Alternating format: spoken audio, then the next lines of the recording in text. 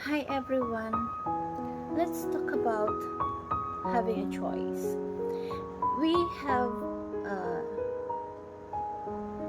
trials, we have situations that we have to make a choice. There is a hard choice and there is an easy choice. But if you look at it, both of the situations, you have to choose and you have to think whether easy or hard. But if you go through that, whatever choices that you choose, titignan mo parehas lang naman sila. Mag-iisip ka rin lang, gagawin mo din either easy choice or hard choice, parehas lang ang result. Akala lang natin, if we choose the harder choice, there's a harder situation at mahirap siya.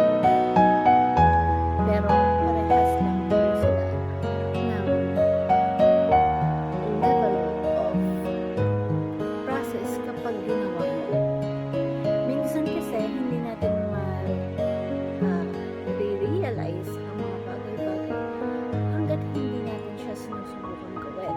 Pero kapag ginawa mo na pala siya, magugulat ka na lang pala na yung iniisip mo mahirap gawin, mahirap na choices is along the way na ginagawa mo siya, madali na lang pala siya.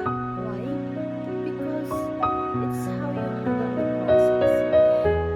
Parehas lang pala yung choices na gagawin mo. Either it's good or bad choices. But, still the same, meron kang pagdadaanan ng process. So, whenever a situation in our life, we have to decide whether a good choice or a bad choice, and there is a better choice.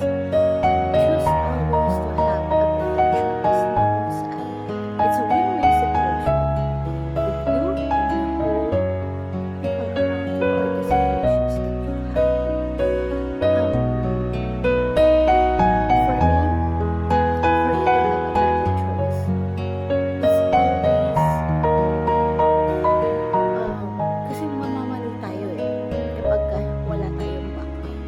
So for you to have a better choice, let's always put God's first na surrender everything to Him. Kasi when you surrender everything to Him, He will guide you what is the choices you make.